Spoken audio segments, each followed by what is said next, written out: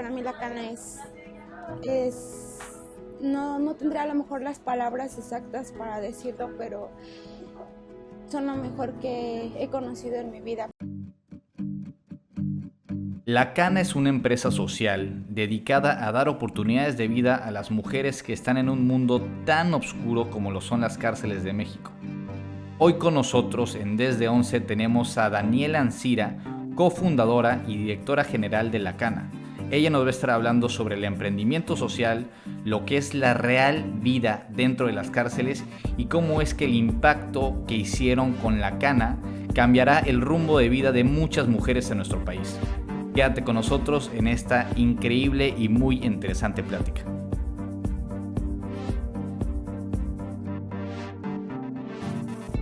Bueno, Dani, bienvenida a Desde 11. ¿Qué te parece el set?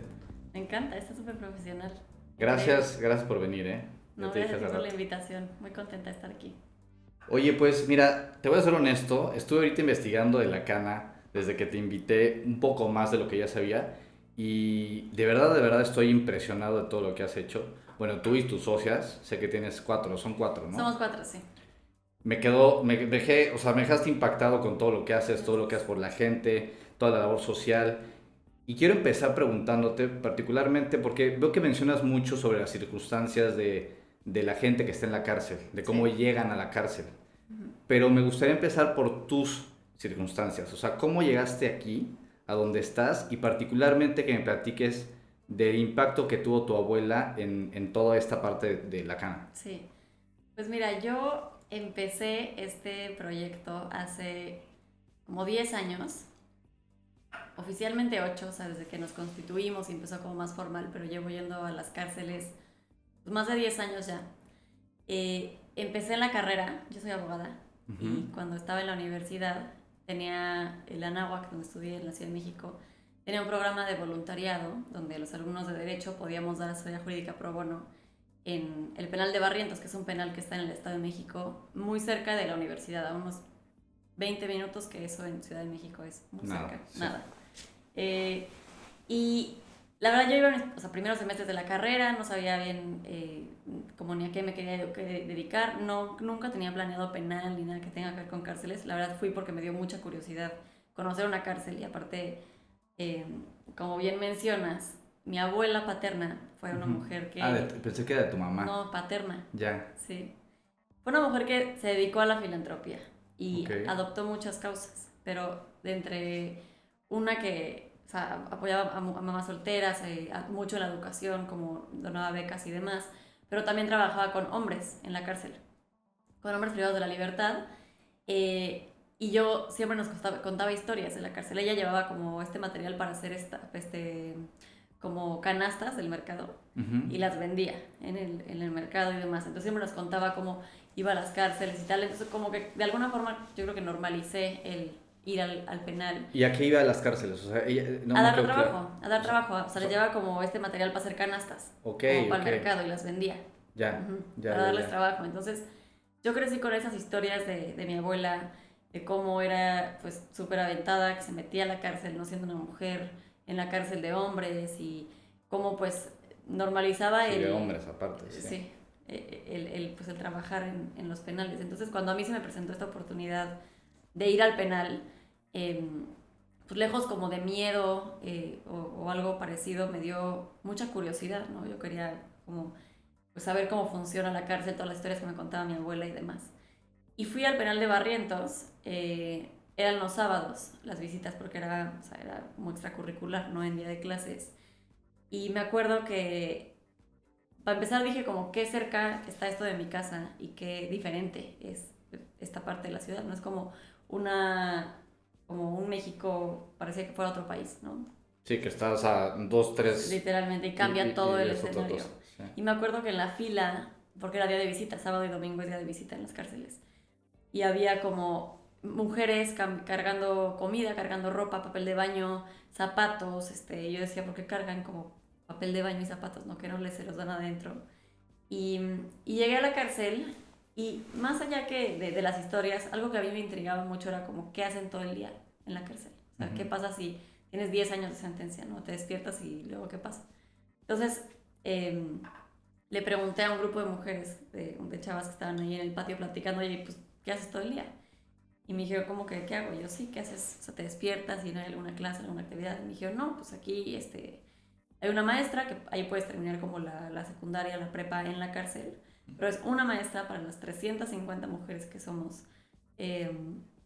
Y pues chance una ya tenía la prepa terminada, una no sabe leer y escribir, luego no hay cuadernos, no hay plumas, entonces nadie va, ¿no? Y es lo único que hay que hacer. Imagínate estar en un lugar, además en terribles condiciones, donde hay ratas, hay cucarachas, es un espacio gris, es un espacio frío, y no tener nada que hacer, ¿no? Y también aprendí que todo cuesta en la cárcel, desde el agua para bañarte. Sí, eso está cañón. Yo igual ahorita que estuve viendo dije, wow, ¿qué es esto? Sí, o sea, el recibir una visita y que te den una mesa para sentarte, y el papel de baño, o sea, las toallas sanitarias en el caso de las mujeres, te cuesta pues casi 40 pesos una sola toalla adentro. Entonces las mujeres lo que hacen es que se dejan o la misma toalla todo el periodo o usan sus calcetines. Hay niños y niñas que viven con sus mamás en la cárcel. En México pueden estar hasta los 3 años de edad viviendo en la cárcel con sus mamás. Entonces todo lo que implica los gastos de tener un hijo, ¿no? Y todo cuesta. Una chava me decía que se gastaba hasta 200 pesos diarios por sobrevivir. Y digo sobrevivir porque es literalmente satisfacer las necesidades más básicas de una persona. ¿Y cómo es el manejo del dinero ahí? Porque eso no me queda claro. Pues es en efectivo todo. O sea, y nadie se lo roba o... ¿Me entiendes? Porque también... No, sí, es todo un tema, porque de hecho ellas traen como unas bolsitas o unas cangureras y tienes que dormir con tu dinero y... Como en las series, tal cual. Literalmente, sí. Porque sí ha pasado que se lo roban. Sí.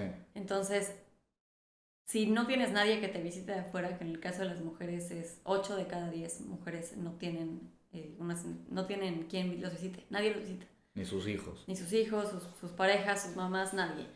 Y las otras 2 de cada 10 que sí tienen visita, pues en su cumpleaños, en Navidad, o sea, no es de manera frecuente. Para que te des una idea, los hombres, 9 de cada 10 reciben visita de manera muy frecuente.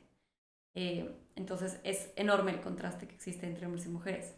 Entonces yo aprendí pues todo esto y para mí fue la primera vez que me cuestioné por qué existen las cárceles, ¿no? Porque además algo que me contaban es que como no hay trabajo allá adentro y las familias no las visitan, entonces la forma de ganar dinero es irónicamente recurriendo a la delincuencia cuando ya estás en la cárcel, ¿no?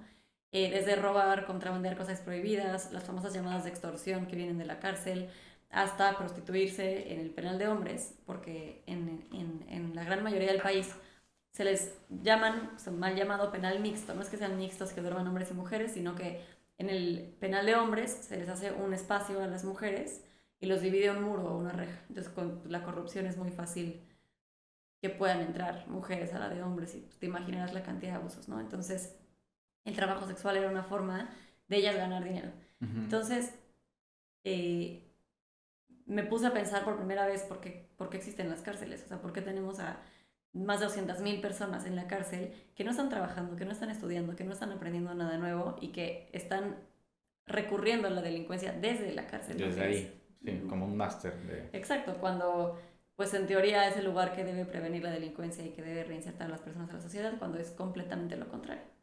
Entonces, pues empecé a ir más, empecé a escuchar pues más historias. Digo que yo no sabía mucho de derecho en ese momento, entonces pues escuchando las historias y pues fui aprendiendo que sin justificar nunca un delito, creo que nada justifica la comisión de un delito, pero creo que sí podemos entender y empatizar con las causas que llevan a una persona a cometer un delito.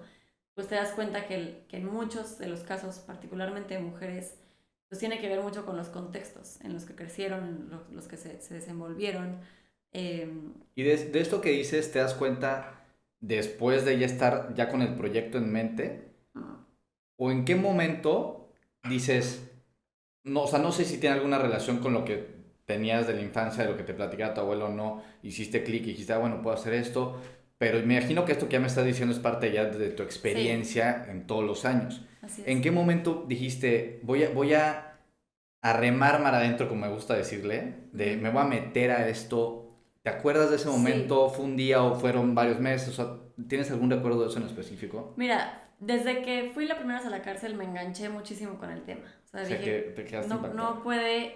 no puede ser esta la realidad. O sea, no puede ser que tú... Es como si, no sé, voy a hacer una analogía que quizás no tenga mucho sentido, pero tú quieres, no sé, metes a tu hija a la escuela porque quieres que aprenda matemáticas, español, inglés, ¿no? Ajá. Y resulta que en la escuela le enseñan todo lo contrario y se deseduca, pero tú estás pagando para que le eduquen, ¿no? Y ella no aprende nada y sale Me río peor. porque pasa también, o sea, está cañón porque Pasa. también pasa, sí. Y sale peor. Entonces, Sí. o sea, como que no hace sentido entonces meterlo a esa escuela, ¿sí me explico? Entonces, como que a mí lo que me causaba mucho conflicto es, a ver, esta mujer está en la cárcel porque, digo, y ahorita nos meteremos más un poco a las historias, pero porque, por ponerte un ejemplo, no tenía con qué darle de comer a sus hijos, entonces robó, entonces entra a prisión y entonces sigue robando, ¿no? Entonces yo decía como, o sea, ¿por qué nadie está viendo que esto es completamente absurdo, ¿no?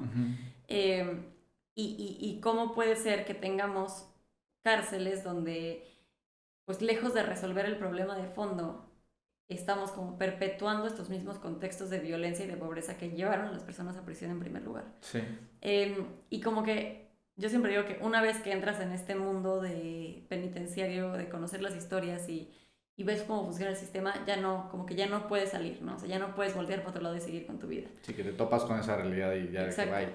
Y totalmente inspirada en mi abuela y copiándole la idea de lo que ella hacía, porque también una forma en la que ellas ganan pues, algo de dinero es vendiendo artesanías, pero la verdad cosas que compras porque quieres ayudarlas y no porque realmente te gusten. O sea, la típica cartera de bolsas de papas Sabritas, ¿no?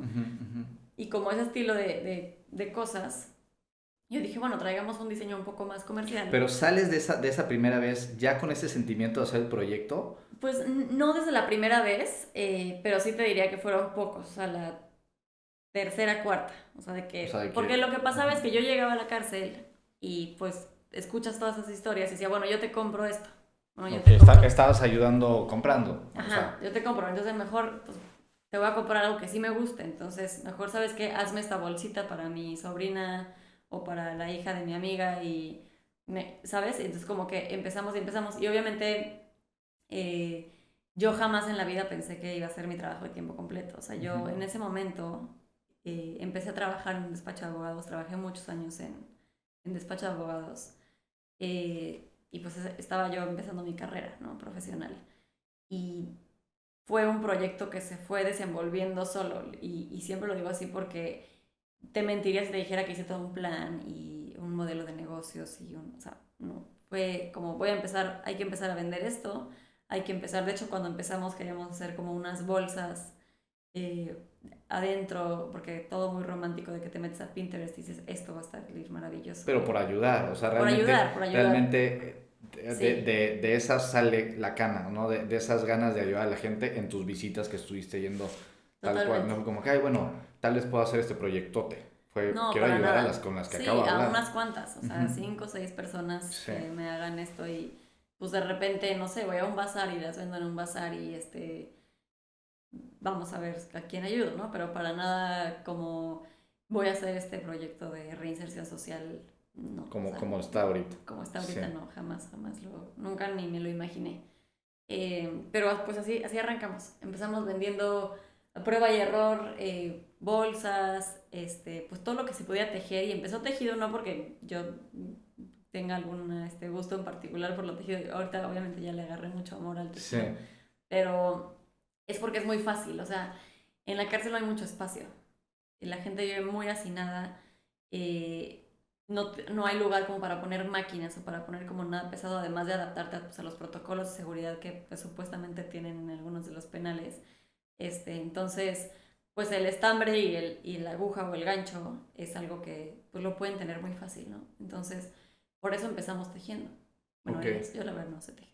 Y digo, toda esa parte operativa, ahorita te voy a preguntar de eso porque también es algo que dije, o sea, me salieron muchísimas dudas y mucho por qué profundizar ahí. Pero quiero preguntarte primero por el libro que sacaron. Lo sacaste creo que en enero, si no estoy mal, en enero de 23. En marzo 23. Marzo 23, por ahí. Sí. ¿Cómo, o sea, ya estás en este proyecto, ya estás metida? No sé si lo hiciste con tus socias o no. Sí, con mis socias. Pero, ¿por qué se les ocurre? ¿En algún tema específico?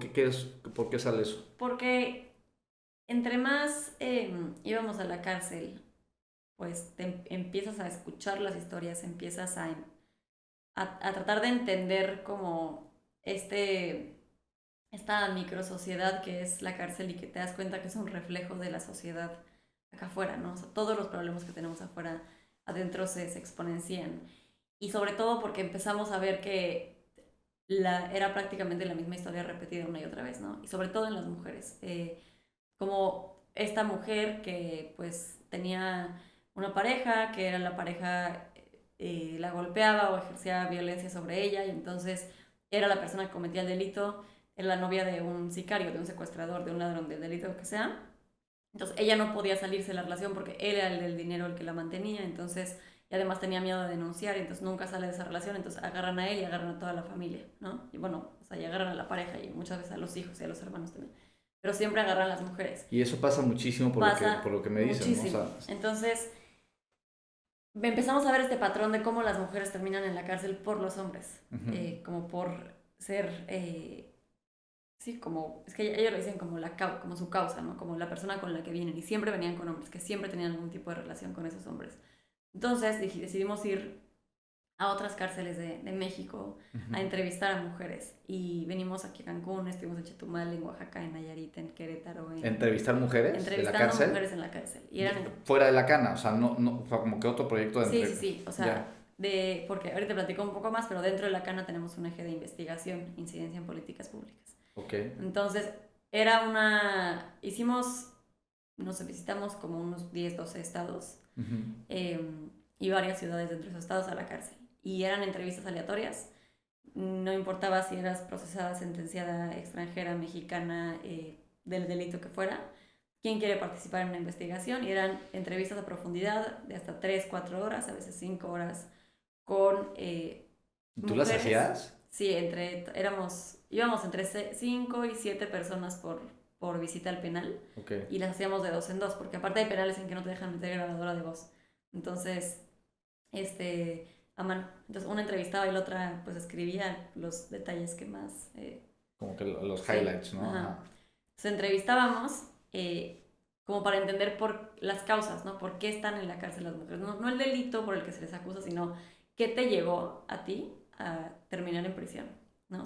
O a cometer un delito, que no es lo mismo, porque hay personas que están en prisión que no cometieron un delito. Sí, que ese es un tema importante que te quiero platicar. Sí.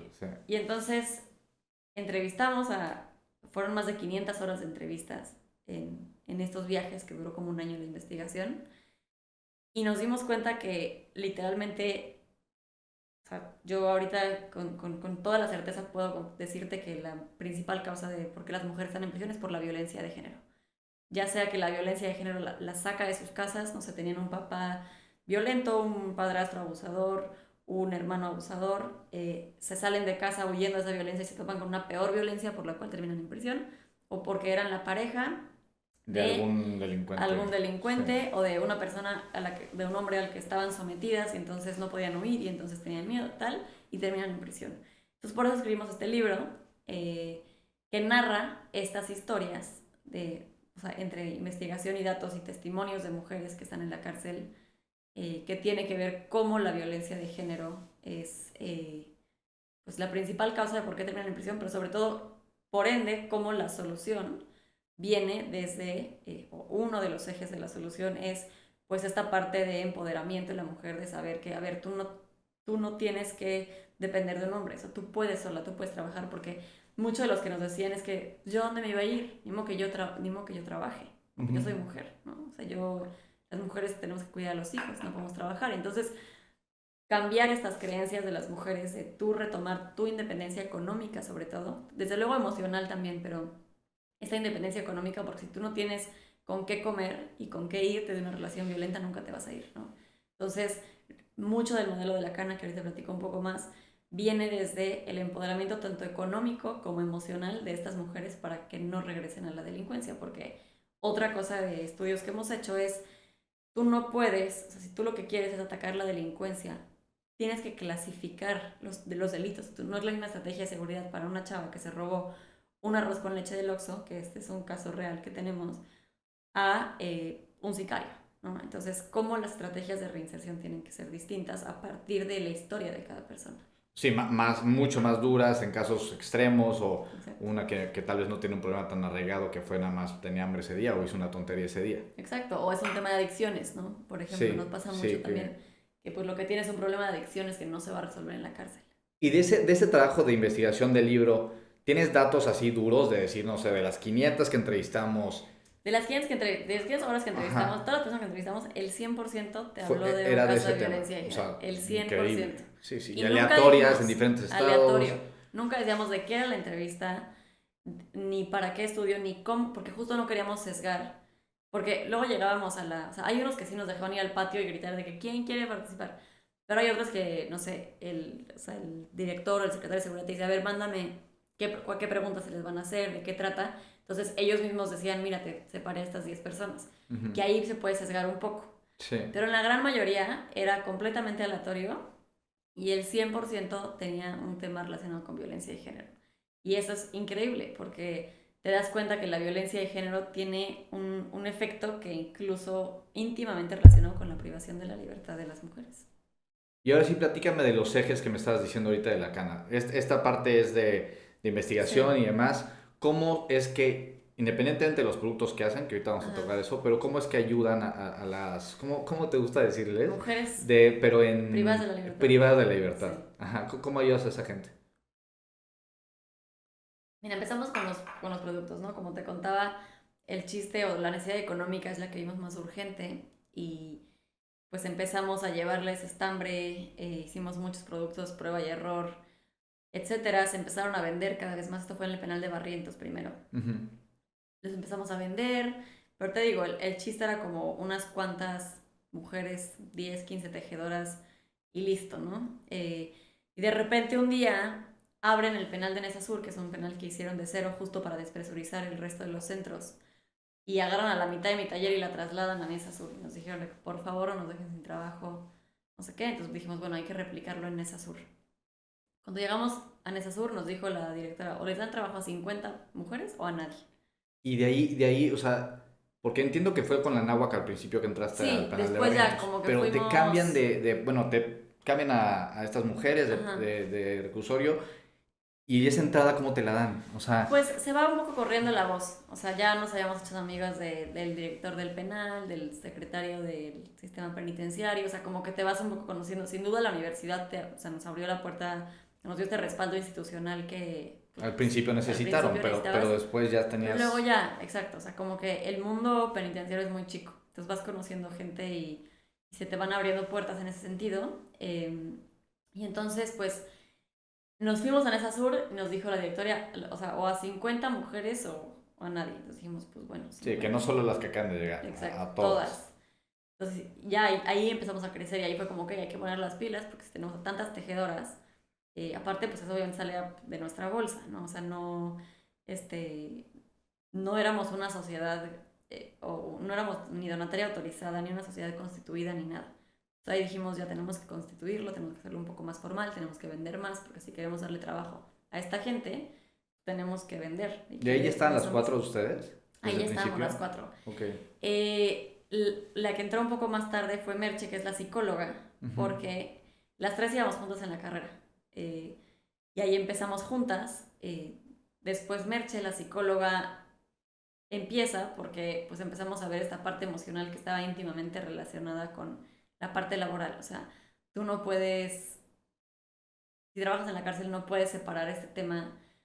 Por ejemplo, una chava que necesitábamos entregar un pedido grande y nos dijo, o sea, eran como 50 peluches y nos dijo de que no trabajé en la semana. ¿Por qué no trabajaste? No, pues porque me acaban de sentenciar a 40 años de prisión y no tuve la energía para pararme y trabajar, ¿no? Entonces ahí nos dimos cuenta que necesitábamos esta parte emocional detrás, de cómo le vas a dar a estas mujeres una motivación para pararse y trabajar si te quedan décadas de sentencia o si no tienes tus hijos cerca o si no has visto a tu familia en años o si pues todas las violencias que se viven dentro de la cárcel, ¿no? La forma en la que tú vives en la cárcel es o la que ellas vivan en la cárcel es pues dormir en el piso o en una cama más chiquita que un individual que duermen tres personas, donde todo cuesta, donde hay un baño para todas las mujeres o dos regaderas para todas las mujeres. O sea, ¿cómo le vas a dar a alguien que tiene esa o sea, esas condiciones de vida, una motivación para seguir trabajando. Si están de afuera, luego es difícil, Exacto. ¿no? Hay gente que sufre de temas psicotodos Exacto. y luego adentro con esas condiciones y abandonadas y demás. Exacto. Y ahí es cuando entra la cuarta socia. La cuarta socia. Ya. Entonces ella empieza a llevar unos talleres increíbles, es una buenaza en diferentes temas, desde pues, cómo manejar la ansiedad, temas de maternidad en prisión, tengas o no tus hijos dentro del penal contigo, pues en general temas como de desarrollo personal, ¿no? Y después incorporamos, ya que vimos toda la historia que te cuento de violencia de género, un taller que se llama Alzar la voz por todas, que es sobre prevención y educación en violencia de género. Porque también algo que nos empezó a pasar mucho es que está tan normalizada la violencia en México que ni siquiera te das cuenta que eres víctima de violencia, ¿no? O el decir, es que a mí nunca me han pegado, entonces yo nunca he sido víctima de violencia, ¿no? O si tu marido, no, si tu esposo, con tu esposo nunca es violación, ¿no? Porque pues es tu esposo. Sí, o sea, como este tipo de violencias que normalizamos mucho, y es un poco, se trata de educación sobre violencia, o sea, ¿qué es la violencia? ¿Qué tipos de violencia existen? Y es un taller muy fuerte porque al final siempre la primera clase o el primer taller es todas pónganse contra la pared y dé un paso quien, por ejemplo, le han dicho que se tiene que ir a cambiar porque la falda está muy corta. O le han dicho que no puede tener amigos porque eso es de putas. O que le ha dicho, o sea, y así hasta que llegas a los golpes, ¿no? Y te das cuenta pues que todos avanzan, ¿no? Sí. Y entonces es empezar con esta conciencia de qué es violencia de género y pues las herramientas para salir de la violencia. Sí, entiendo, ya. Entonces, pues tenemos la parte de salud mental y tenemos de educación, arte, cultura y deporte. Y aquí son talleres de todo tipo. O sea, hemos tenido clases de inglés, de matemáticas, de yoga, de meditación, un club de lectura, una obra de teatro que hacemos increíble 2 veces al año, que traemos a público de fuera, invitamos a sus familias a que las vayan a ver al teatro, es padrísimo. Y estos 3 adentro de la cárcel, bueno, y capacitación laboral y empleo, ¿no? Que ya tenemos, además del tejido, tenemos bordado, corte y confección, serigrafía, y tenemos uñas y maquillaje.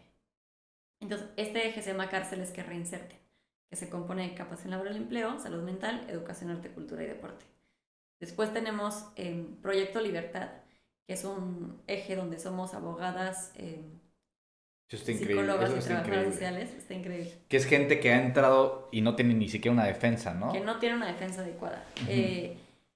Principalmente es gente que no puede pagar un abogado particular y que decimos no decimos personas inocentes, porque es muy importante entender que hay personas que sí cometieron el delito, pero que la cárcel, el costo social de tenerlo en la cárcel es mucho mayor. Te voy a dar un ejemplo. Chio es una chava que es una mujer lesbiana, que además, o sea, físicamente su expresión de género es muy masculina. Entonces, como que hay unos vecinos que siempre le decían pinche macho, pinche lesbiana, no sé qué. Y un día ella vivía con su esposa. Y un día pues sale, va al mercado, no sé qué, le empiezan a decir, ahora sí, vas a ver, te voy a violar para ver si te gusta, tal. Le empiezan a violentar, ella se sube al coche rapidísimo, huyendo de esta violencia, se echa de reversa y no se da cuenta que hay un niño atrás y lo atropella. Y la meten a la cárcel, por eso. Pues te digo, no le pasó nada, o sea, sí tuvo lesiones el niño, ya está bien. Y lo que llegamos, el acuerdo con la víctima es, pues la víctima lo que quiere es que le paguen el doctor y le paguen el psicólogo y le paguen, ¿no? O sea, de nada sirve que Chio esté 10 años en la cárcel. O sea, ¿a quién y en esos casos beneficia, menos, ¿no? Entonces a eso me refiero con, no deberían estar en prisión porque es una chava que ahora entra al programa de seguimiento de libertad, que ahorita te platico un poco más, y pues va a tener, o sea, se va a desenvolver mucho mejor ella, su familia, todo el mundo, de ella estando dentro en un programa de reinserción, donde va a conseguir trabajo, va a tener atención psicológica, etcétera, que estando en la cárcel 10 años, cuando eso no nada más arruina vidas y no beneficia a nadie, en estos casos, ¿no? Sí. O la señora que te digo que se robó un arroz con leche de un Oxxo. Pues sí se robó un arroz con leche, sí es culpable, pero 5 años de sentencia, ¿no? Tenemos a otra pareja que además fue muy fuerte ese caso porque se robaron unos globos de 350 pesos para la fiesta de su hija, literalmente, y les dieron 6 años de prisión. Y cuando entramos a la defensa nos dimos cuenta que ellos ni siquiera estaban registrados al nacer. O sea, eran nadie. no, o sea, que no sé por qué, cómo entraron a la cárcel, bajo qué nombre. Entonces sacarlos fue un tema porque teníamos que conseguir un acta de nacimiento. Entonces lleva el registro civil en la cárcel. Fue todo un tema, logramos sacarlos. A eso me refiero con que no necesariamente son inocentes. Eso específicamente es Proyecto Libertad. Eso es Proyecto Libertad, sí. O sea, este tipo de casos, ¿cómo das con esos casos ya entrando ahí en cada prisión? O sea, ¿el director te dice, oye, tengo estos? ¿O cómo das con ese tipo de casos? Algunos de los directores nos dicen, porque ellos ubican las historias, pero como vamos tanto con cárceles que reinserten, también pues ahí se va corriendo la voz.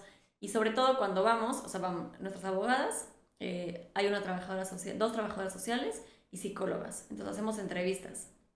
Y algo muy importante es, obviamente no cualquiera pasa, digamos, los filtros, pero, y no solamente, o sea, ella hace una entrevista, no es como el primer filtro. Nos da el contacto de alguien de afuera, de sus familiares, de alguien, como para red de apoyo. Volver a revisar Exacto. el tema. Entonces, revisamos el tema. Las trabajadoras sociales van al domicilio de la persona porque nos ha pasado muchas veces que nos dicen, no es cierto, es pura mentira lo que te dijo, claro que era así, era violento, o sea, porque también trabajamos con hombres en estos casos. Okay. Entonces, vemos que no salga a una familia criminal, porque también eso pasa mucho.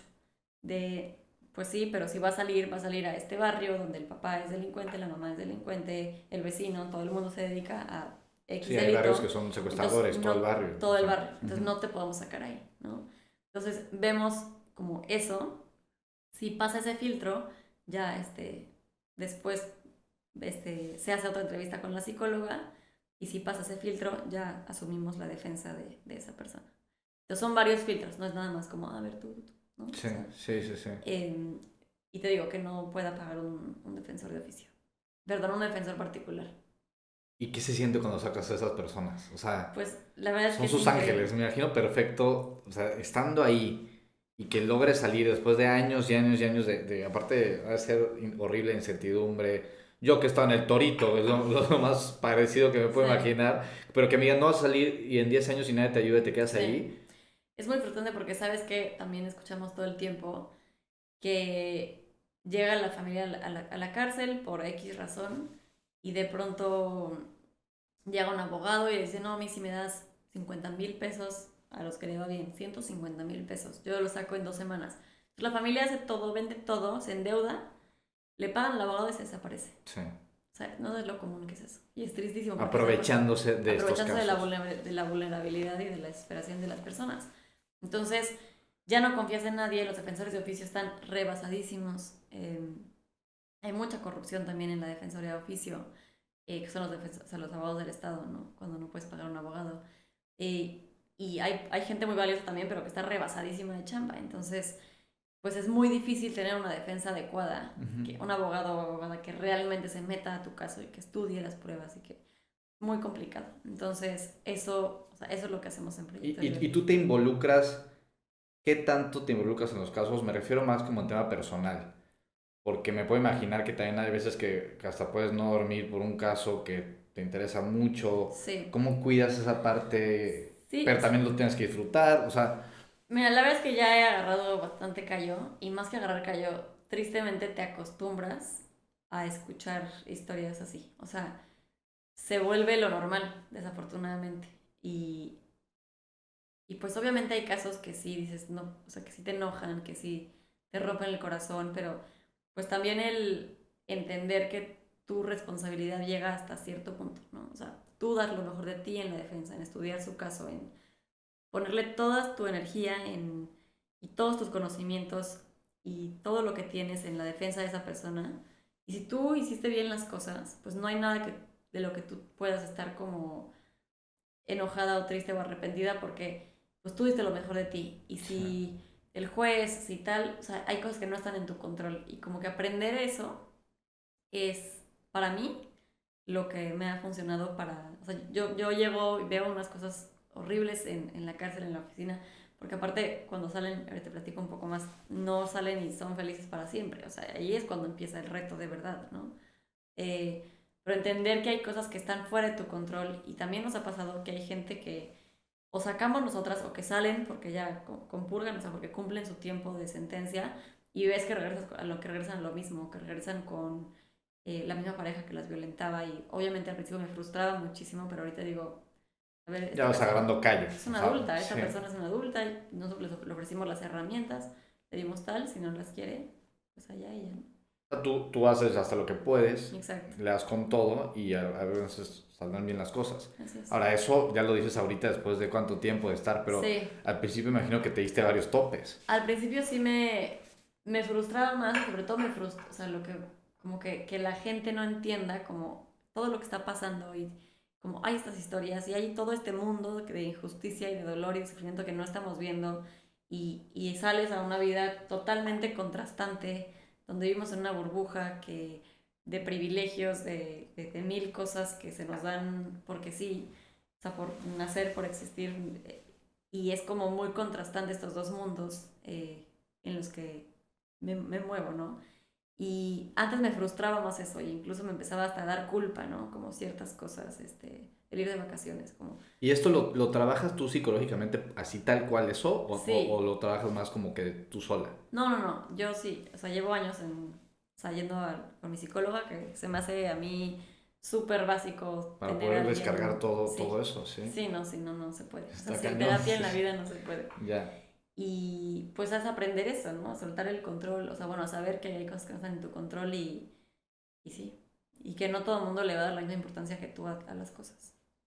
Oye, Dani, y tocando más tema de tu modelo de negocio, el modelo de negocio de la cana, este, algo que me parece particularmente interesante es la parte de la operación. Ujú.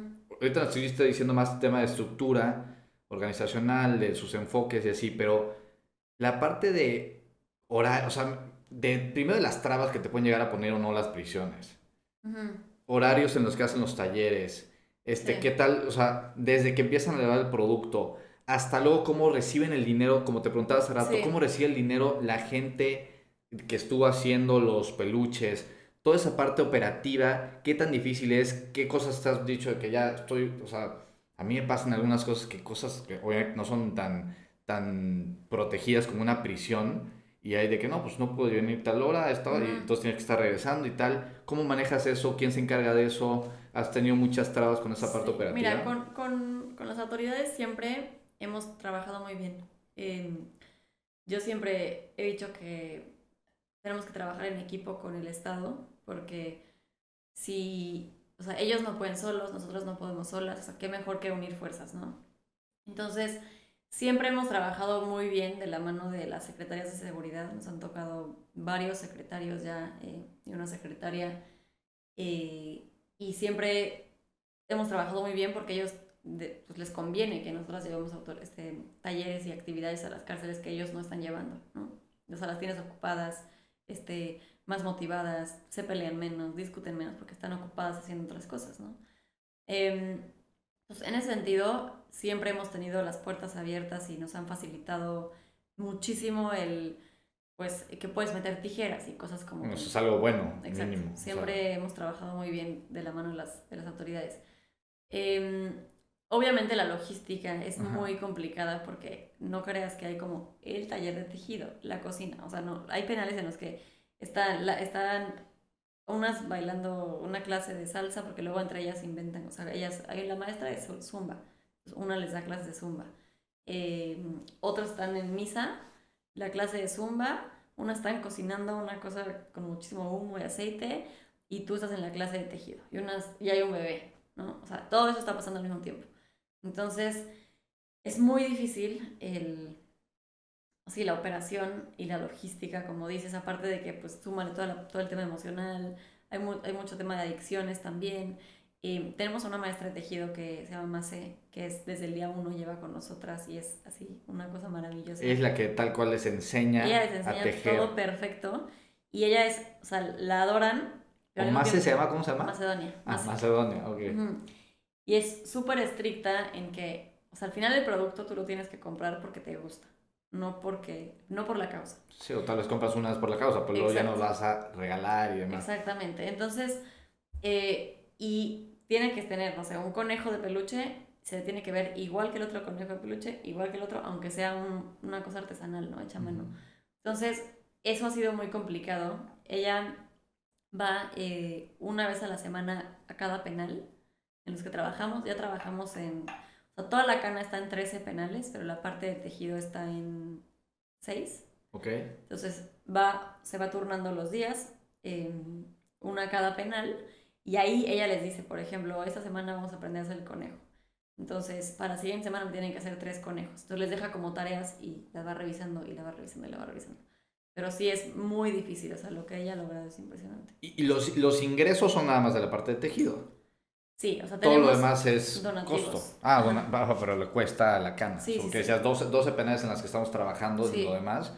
Y el tejido es nada más la única parte Sí. donde realmente recibes y Bueno, y la serigrafía. Tenemos un taller de serigrafía en el penal de Santa Marta. Entonces ahí las empresas que quieren hacer t-shirts, tote bags, etcétera, y las podemos hacer nosotras. Entonces tenemos ahorita de ingresos la parte de tejido, la parte de serigrafía, y estamos empezando corte y confección para sacar como ropa de bebé. O sea, como una línea a otra. De ropa de bebé. De ropa Está de padre, bebé. aparte Sí. quedan con los Sí, peluches. está increíble. Y la selección de las personas que trabajan en esa parte de ingresos, porque me imagino que lo demás ha de ser más abierto, pero esa selección de personas, son personas, mujeres que están ahí por razones tal vez no tan dramáticas o no hay selección en esa parte, son abiertas a No, esa... justo en esa parte nosotras no preguntamos ni por qué están ahí, Ok. ni de qué delito las acusan, porque pues creemos, o sea, uno, porque la verdad sí te sesgas. O sea, cuando te enteras de alguien que, no sé, luego hay casos muy mediáticos, ¿no? Y luego la ves adentro y es como, híjole. Ujú. No preguntamos, porque creemos que pues todo el mundo debería tener la oportunidad de Claro. generar un ingreso para solventar sus gastos, sus familias, sus hijos, etc. Esa parte no preguntamos. Lo que hacemos es, bueno, excepto Barrientos y Inés Sur, que fueron las primeras, en las demás que empezamos a abrir más, ya un poco también porque las autoridades decían, no, es que vengan a conocer esta cárcel, no hay nadie, no hay nadie haciendo nada. Entonces vas y dices, híjole, no, sí, hay que traer el taller para acá. Y así nos fuimos expandiendo. Hacimos una convocatoria, literalmente pegamos un póster en la pared. Se inscriben, hay una capacitación de 3 meses, que es un primer filtro, porque muchas o se desesperan, o sea, es muy estricta la capacitación. Entonces muchas se salen. Y después, pues pasan esos 3 meses, se quedan algunas y ya ellas empiezan como la parte de producción. O sea, ya están listas para empezar a que les paguemos por los productos, porque antes es solo entrenamiento y ya se pueden quedar con el producto, regalárselo a sus hijos, etc. O sea, sí, es que vayan haciendo los productos Es bien. material donado, o sea, Sí. ni siquiera es como que lo compramos. O sea, ahorita ya muchos nos donan el estambre para las capacitaciones. Entonces, y ya que pasan ese filtro, ellas ya pueden empezar la parte de producción. Y ya que empiezan la parte de producción, se les da, hay 1 o 2 jefas de taller que son, o sea, internas, y ellas se encargan en la semana de ir corrigiendo errorcitos para que el día que llega la maestra ya les entreguen bien, ¿no? O sea, ya haya pasado por el filtro de ellas. Y todo eso es en tiempos de ellas o sea, especiales porque les dan para estar en la cana o son tiempos de recreatividad dentro de la cárcel Varía cuando pueden mucho. empezar a aprender a hacer eso. O sea, varía mucho, depende de cada penal. Hay penal que sí son más estrictos y tienen como el horario de, me da igual, escuela, tal, ¿no? O sea, hay una cosa que se llama plan de actividades que está en la ley, que supuestamente todas las personas que están en prisión tienen que tener un plan de actividades, o sea, tienen que tener... Por ley. Ajá, o sea, es opcional, pero Ok. tienen que tener algo, ¿no? O sea, trabajo, educación, arte, cultura y deporte. Pues ellos hacen su plan. Obviamente hay unas que no hay nada. O sea, aunque quieras tú hacer un plan de actividades, no existe. Pero hay otros que sí están muy marcados. Entonces sí hay hora de deporte, hora de educación, hora de lectura, así. Y ahí pues solamente tienen ciertas horas para trabajar. Hay otros que no hay actividades y sí trabajan todo el día. Nada más les apagan la luz. O sea, en la noche no pueden trabajar porque apagan la luz. Pero todo el día pueden estar trabajando. Entonces varía muchísimo. Y ahí trabajamos muy de cerca con las autoridades para que nos digan a qué hora sí, a qué hora no, etc. Está muy, muy cañón, muy Sí. interesante esa parte. Que la verdad, no sé si te estoy preguntando demasiado del modelo de negocio, No, pero da me igual. interesa mucho saber eso. Canal de venta es la página web. O sea, ¿O hay otros canales tenemos de venta? varios. Ajá. Tenemos la tienda en línea, que ahí puedes ver como la colección permanente y las colecciones de temporada, de Navidad, Día de Muertos, etc. Después, o sea, más del 50% de nuestras ventas vienen de regalos corporativos. O sea, de empresas que nos dicen, yo quiero para mis clientes este año regalarles llaveros de la mascota de mi empresa, entonces quiero 3,000 llaveros, ¿no? O serigrafía, o a mis clientes quiero regalarles algo de la cana. Entonces mucho viene ya de clientes corporativos, que son muchos productos, ¿no? Entonces eso es bueno porque ya es como una producción asegurada, porque también algo que hacemos en la cana es que les pagamos cuando nos entregan, no cuando se vende.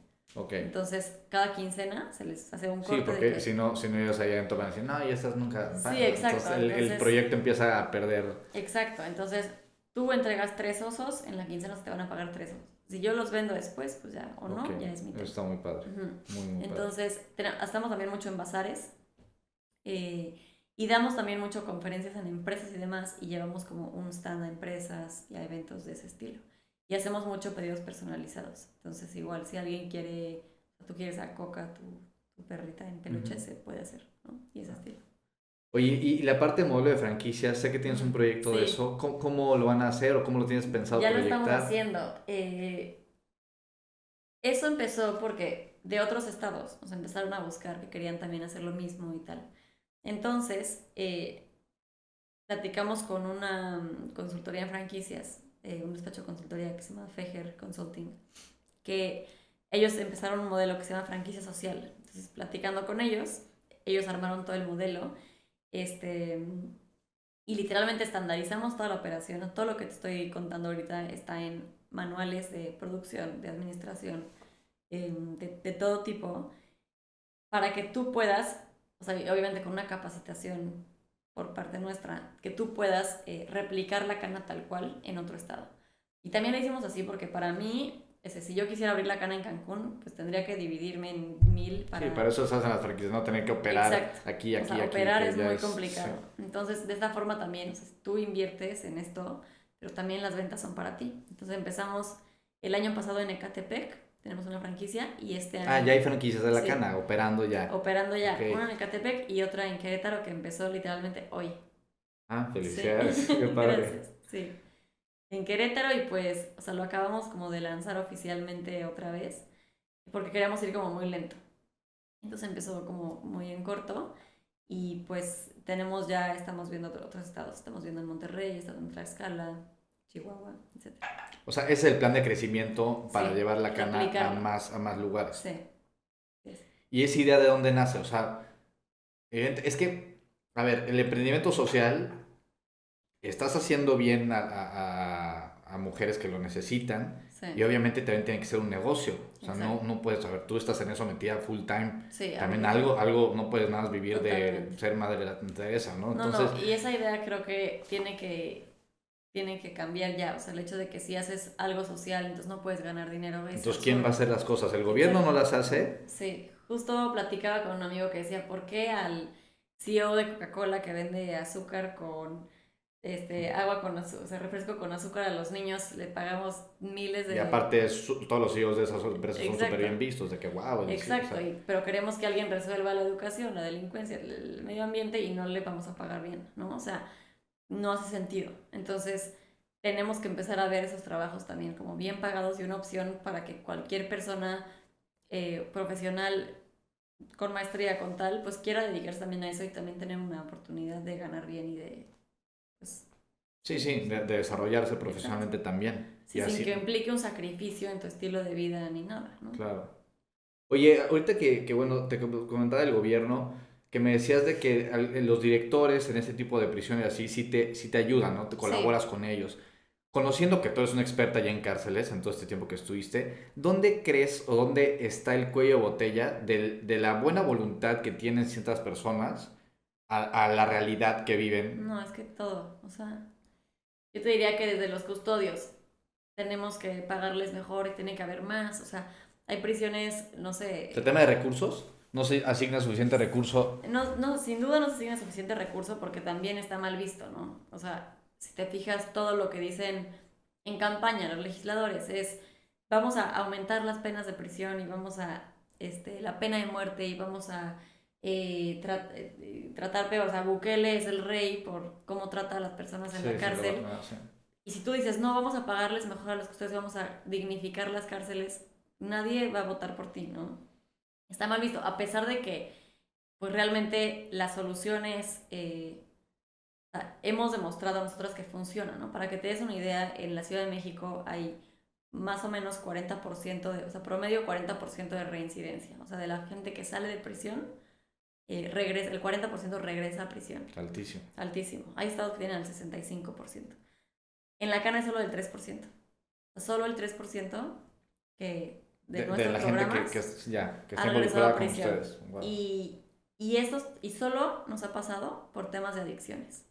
Entonces no es un problema de delincuencia, es un tema de adicciones que no se va a solucionar en la cárcel. Sí. Entonces, si tú realmente inviertes en las causas, inviertes en el problema de raíz, pues sí tiene efectos, ¿no? O sea, sí estás resolviendo el problema, a diferencia de, pues de nada te sirve meter más gente a la cárcel si en la cárcel siguen cometiendo delitos y cuando salgan van a volver a cometer delitos, porque aparte ahora tienen una carta de antecedentes penales, no van a conseguir trabajo y se hace un círculo vicioso, pero esa parte no vende, o sea, a la gente no le gusta escuchar eso, ¿no? O sea, nosotros todo el tiempo nos critican de que es que por qué ayudan a delincuentes o por qué tanta gente afuera sin trabajo y ustedes van... ¿Quién los critica? O sea, no, en redes, hate, todo el día. Hay muchas empresas que nos dicen, yo no te puedo donar que como porque se lo reflejo también de la mal. sociedad, o sea... Totalmente. Gente que piense así, Muchísima pues, gente. ¿en qué está pensando? No, pues todos los legisladores de prisión preventiva oficiosa, ¿cómo la han aumentado? ¿Cómo está ese tema? Te quería preguntar, se me ha olvidado, ¿qué es eso? O sea, particularmente así en palabras, no de abogado. La prisión preventiva eso es una figura que existe en nuestro sistema de justicia penal, donde tú estás en la cárcel en lo que dura tu juicio.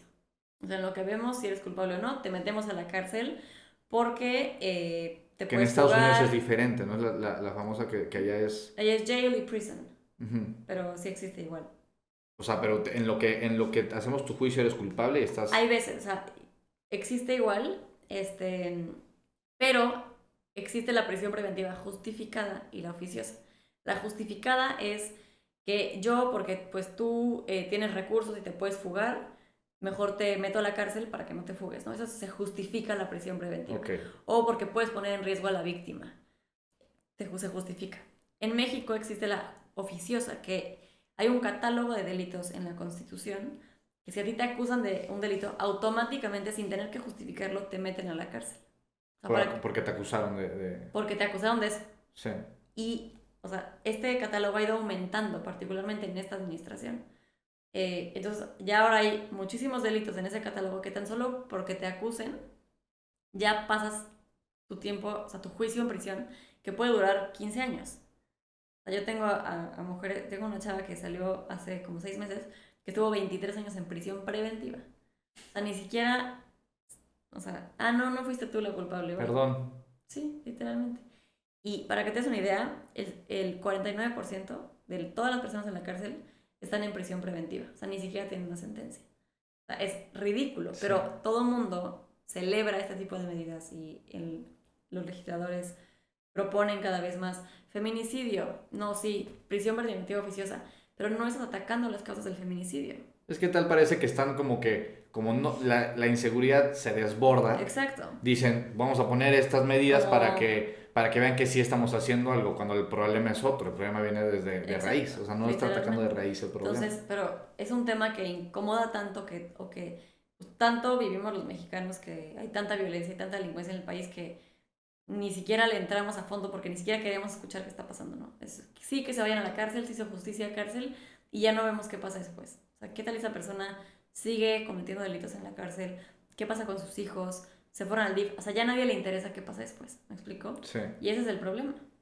Sí, te escuchaba decir que esa parte de los hijos, que no lo sabía y me parecía, o sea, niños de 1 año, 2, hasta los 3 pueden estar en la cárcel y naciendo y creciendo en la cárcel. Sí. Qué historia más horrible. Es durísimo porque, pues, desde luego que la cárcel no es un lugar para niños y hay muy pocos penales que tienen como esos espacios lúdicos y los que los tienen ha sido gracias a la sociedad civil principalmente, donde, o sea, hace poquito hablaba con la directora de un penal que fui y me dijo, lo que más necesitamos es como, tienen un espacio verde al lado del penal grandecito, me dijo que le pongamos un como caminito como de triciclo a los niños porque andan en los pasillos. ¿Y son muchos casos? Sí, en ese penal había 46 niños. Un kinder. Sí. Más dos de esos. Wow. Y estaban andando en triciclo en los pasillos de la cárcel. 46, no mentes. Sí. En México hay alrededor de 400 en total. Niños y niñas que viven en prisión. O luego duermen en una cama individual. Te decía que duermen 3 mujeres en esa cama y un bebé recién nacido. Entonces el bebé empieza a llorar. Entonces ya cállate. O alguien ya se está fumando marihuana al lado o se está metiendo piedra. ¿Me explico? O sea, es muy duro. Imagínate criar a un bebé en una celda donde hay 120 mujeres. ¿No? Es imposible. Este tema es un tema fuertísimo porque además todo lo que implica el estar embarazada en prisión, el parir y que te lleven a alguna atención médica, o sea, obviamente ginecólogos, o sea, ultrasonidos, no existen. O sea, tengo una chava que hoy trabaja conmigo afuera, ya salió, que ella, o sea, nunca vio a un ginecólogo en todo su embarazo y ella ya tenía más hijos, entonces cuando parió, o sea, cuando estaba en labor de parto, supo porque se acordó de sus otros hijos lo que se sentía. Pero muy fuerte porque nadie le decía, no es cierto, todavía te falta, si no tienes todavía, ni sabía cuántas semanas de embarazo. Tanteo, sí. Fue una cesárea cuando nació, ni siquiera la dejaron cargar a su hija, nunca estaba esposada a la cama en una cesárea, nunca le dejaron a cargar a la niña ni para pegársela, para darle comer. Cuando la llevaron a la cárcel de regreso, ni siquiera, o sea, ella iba esposada y la custodia la traía la niña. El miedo, condiciones de terror. Imagínate, y obviamente nunca nadie ni siquiera le quitó la venda de la cesárea. O sea, eran las mismas internas que ahí medio que tenían sábanas y las cortaban y las vendaban. O sea, ese nivel de historias hay, ¿no? Y no es no es la excepción. Es el común denominador. El común denominador. Y has visto, te ha tocado ver cárceles que sí estén en México, ¿eh? Sí. O sea, que más o menos estén un poquito mejor que otras. Sí. ¿Y a qué crees que se deba eso? Sí, he visto cárceles que están bien. Querétaro es un gran ejemplo, la verdad. De esta que acaban en la franquicia. Ok. Querétaro está muy bien. Monterrey también está haciendo un gran trabajo. Y sobre todo Monterrey, bueno, Nuevo León en general, porque ellos tenían el Topo Chico, que era este penal que era lo peor de lo peor del autogobierno. Y pues cambiaron todo el modelo, le invirtieron realmente recursos. Y se debe mucho a voluntad política, la verdad, yo te diría, porque si hablas con el comisionado estatal de seguridad de Querétaro, que es un gran amigo, él te dice, no me dieron a mí ni un peso más para llevar a cabo esto. Seguir con gente como tú. No, es empezar a hacer las cosas bien, empezar a realmente meterte, ¿no? Y tú ves el antes y después de Querétaro, por ejemplo, y es una locura lo que hicieron. Querétaro es un penal que tiene, o sea, me acuerdo la primera vez que fuimos, yo con Merche, mi socia, el comisionado nos estaba dando un tour de la cárcel y nos dice, sí, por ejemplo, aquí hasta las manzanas son del mismo tamaño, porque para que no estén peleando de que por qué es más grande la manzana, y les dos, como hay manzanas, o sea, no existen las frutas y las verduras en la cárcel, ¿no? O sea, literalmente no existen porque no, o sea, la comida es de pésima calidad. Querétaro es un gran ejemplo de cómo sí se puede hacer las cosas bien. Por voluntad del que esté digo, ahí. Varios factores, también la población de penitenciaria de Querétaro es la misma que Catepec, ¿no? O sea, de todo un estado, ahí vamos a hablar de más fácil también, exacto. O sea, controlar ese... Sí, pero mucho tiene que ver con recursos y con voluntad política y con el nivel también de, o sea, Guerrero, por ejemplo, es un estado completamente tomado por la delincuencia organizada. Es muy difícil ahí tratar de hacer algo, te matan, ¿no? Cancún, o sea, no hay manera. Justo estaba pensando aquí, y mafias en las cárceles, y es todo un tema. Entonces, pero bueno, o sea, hay formas de tomar el control de las cárceles, sí las hay. Ahorita que decías de tu socia, me vino a la mente una pregunta que se nos está yendo, pero... Porque no sé si he leído un libro que se llama Zero to One, tal vez sí, un libro te lo recomiendo mucho, a ti que te gusta leer, pero habla de que las empresas o empresas que crecen de número de socios a más de 3 son difíciles de mantener. ¿Qué secreto, cuál es la clave que tú has visto de tu equipo de socios, independientemente de todo lo demás, pero que les ha hecho seguir trabajando hacia adelante y como están ahorita? Yo creo que porque cada una de nosotras está muy bien dividido qué le corresponde a cada quien, ¿no? O sea, yo me encargo de toda la parte de los productos, a la producción y comercialización. Las decisiones que yo tome ahí, obviamente siempre las comentamos y tal, pero pues al final como que yo decido de esa parte, ¿no? Merche se encarga toda la parte de salud mental, atención psicológica, los programas entre los penales. Wendy se encarga de la parte de investigación e incidencia en políticas públicas y Raquel se encarga del Proyecto Libertad.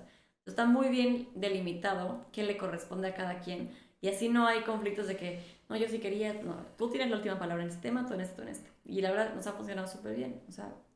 Y proyecto que una quiere hacer que diga, no, espérate, no, nos va a afectar en esto, porque al final es una empresa, o sea, todo viene de la mano. También hay una buena relación entre ustedes, me imagino. Muy buena relación. La verdad es que como que creo que algo que nos une mucho es que somos súper apasionadas de lo que hacemos. Entonces, o sea, obviamente como en todo hay de pronto discusiones, conflictos y tal, pero como que siempre hemos logrado muy bien dividir esta parte y sí, o sea, como que se toman decisiones de la quien le corresponda y confías en se apoya entre todos. En que esa persona va a tomar la mejor decisión para la empresa y pues existe esa confianza. O sea, yo sé perfectamente que si me voy de vacaciones, todo está en perfectas manos y que la decisión que tome alguien por mí va a ser una buena decisión, ¿no? Ahorita que dices de la pasión que tienen todas, porque luego están muy como trillados, muy de que, bueno, haz lo que te apasiona y parece ser que si haces eso, pues todo el mundo dejaría sus trabajos. Sí, no es tan fácil. Exacto, eso es lo que porque se ve cuando, o sea, mira, desde que vienes aquí, que te invito y la apertura, de verdad te lo digo, como que se nota cuando la gente le apasiona lo que realmente está haciendo, se nota que a ti te apasiona. Ahora, me imagino que si te preguntaran a la Dani a los 20 años qué es lo que le apasiona, no decía estar involucrada con... Exacto, entonces, sí, no. ¿Qué opinas de eso? Porque luego siento yo que la pasión, pues la vas también arraigando a tu ser. ¿Tú cómo lo viviste? Pues yo creo que, o sea, desde luego es un privilegio poder o sea, dedicarte a lo que te apasiona, ¿no? Claro. Y sí es como está muy cursi pensar que simplemente puedes vivir de tu hobby o de tu pasión, ¿no? O sea, para mí yo me siento muy, muy agradecida de que puedo hacer ese trabajo que tanto me gusta y que para mí los lunes es como, ay, es lunes voy a trabajar, no, yo soy feliz, ya sabes, o sea, yo de verdad voy a la oficina, me la paso bien, o sea, me divierte mucho mi trabajo. Pero sí creo que cada persona tiene o sea, un llamado hacia ciertas cosas, o sea, desde que somos chiquitos te vas perfilando hacia algo y seguramente tú lo ves con Camila, le gustan ciertas cosas, ¿no? O no sé si a ti hace cuánto te gusta el fútbol. Sí. Entonces, sí siento que tenemos como, no un destino o nada predestinado, pero sí siento que tenemos como un llamado hacia cierto tipo de cosas y lo vas descubriendo y cuando encuentras algo te das cuenta que te encanta, ¿no? Y que te quieres dedicar a eso. Hay gente que es súper artista o como muy, muy creativa, hay gente que es más estructurada y más, o más científica, ¿no? O sea, como que sí hay partes que tienes que ir descubriendo cuál es la que a ti te gusta y una vez que encuentras eso, como que todo te hace clic, ¿no? A mí, una vez, un consejo que me dieron es como, para encontrar lo que te gusta, piensa, o sea, ¿qué harías gratis? O sea, ¿qué harías aunque no te pagaran, ¿no? Sí. Y creo que es justo eso, como encontrar lo que te guste tanto que lo demás es extra. Por eso te preguntaba al principio de cuándo fue que sentiste esas ganas de entrar. Por lo que me dices, tu pasión es ayudar a la gente, tal cual. Pues creo que, no sé si diría como ayudar a la gente, o sea, en particular me gusta mucho como el tema penitenciario en particular, o sea, porque hay otras causas que no, o sea... Ok. A la causa de injusticia. Sí. O sea, de gente que trae su vida a vuelta de cabeza por una cosa que... Sí, o sea, como la parte de injusticia me gusta mucho que tiene que ver con esta parte jurídica que también me encanta. De que eres abogada. Sí, o sea, no todas las causas, o sea, yo me acuerdo que, pues no sé, misiones y esas cosas, pues no, ¿sabes? Sí. En la escuela que nos llevaban a casa de adultos mayores, o sea, yo me quería salir corriendo de ahí, o sea, jamás, no es mi causa, ¿sabes?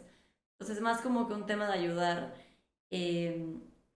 También he sido como muy consciente de mi privilegio, de que simplemente por nacer donde naces, con los papás que naces, tienes oportunidades que ni siquiera tú, no me gusta decir cómo te las ganaste, pero ni siquiera tú las trabajaste, como que tienes privilegio por existir donde existes. Sí, que entonces, nos pasa mucho en México. Muchísimo. O sea, en todos lados, pero en México es mucho más. Muchísimo. Entonces, como que esa conciencia, aunado a que me encanta mi carrera, como que ese mix me gusta mucho. Lo pudiste encontrar. Así es. Oye, y para ir cerrando, Dani, estabas platicando, te escuchaba decir de tus miedos, ¿no? O sea, que te da mucho miedo a ciertas cosas y demás.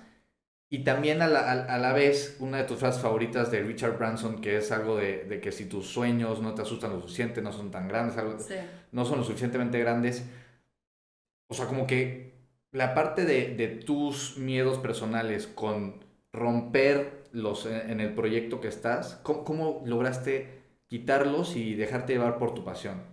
Creo que lo primero es identificar cuáles son esos miedos tuyos, ¿no? Porque luego el, no sé, desde chiquitas te educan de cierta forma, te dicen tú tienes que ser de esta forma. Entonces el salirte como de ese molde de pronto es lo que más nos pesa, ¿no? El qué van a decir de mí, pero cómo, qué van a pensar de mí, o cómo voy a lograr esto, o cómo voy a lograr esto si no tengo la especialidad en tal, o nunca he trabajado en el sistema penitenciario, entonces cómo yo voy a, o sea, cómo identificar cuáles son esas creencias que te limitan, que te autolimitas, porque muchos vienen como de tus propios miedos, de tu propia historia. Entonces, decía que la terapia es lo mejor que puede ser para todo en la vida, pero en particular como para identificar cuáles son esas creencias que tú solita o te impones o por tu historia personal tienes.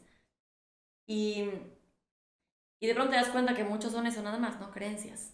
Y que Okay. en tu propia cabeza, y que nadie te está limitando, que nadie te está diciendo que no, y simplemente por tus propios miedos y demás, tú solita te limitas. Y eso también lo digo mucho en la cárcel, o sea, también aprendo mucho de ellas, porque muchos les pasa también eso, ¿no? De, oye, te conseguimos una entrevista desde la cárcel. Tenemos un programa de seguimiento en libertad, del cual no platicamos, pero básicamente es igual, ayudarlos a conseguir trabajo, atención psicológica y herramientas para que terminen su educación.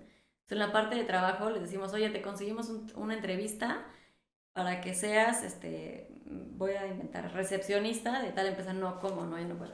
Sí. ¿Cómo? Ni sabes de qué empresa, ni sabes de qué hora, ni sabes qué te piden. O sea, ¿por qué dices que no puedes? No, ¿cómo yo? No, yo no puedo hacer eso. Entonces, no, a ver, dime por qué no puedes. O sea, enumérame las razones de por qué no puedes. Entonces te das cuenta como, no, ¿por qué no podría? O sea, claro que sí puedo, ¿no? Y es a lo que voy con identificar por qué tú solita te estás limitando ciertas cosas.